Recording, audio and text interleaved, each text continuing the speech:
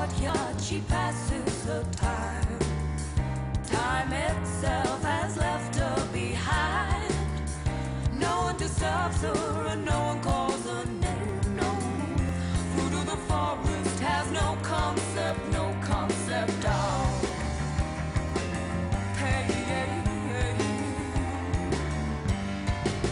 Here I stand, panic-stricken in this manic life. What's the serenity that forest could provide? And I hear you laugh at me, you're mocking everything I do, but I wasn't brought up like you, and I don't live like you do.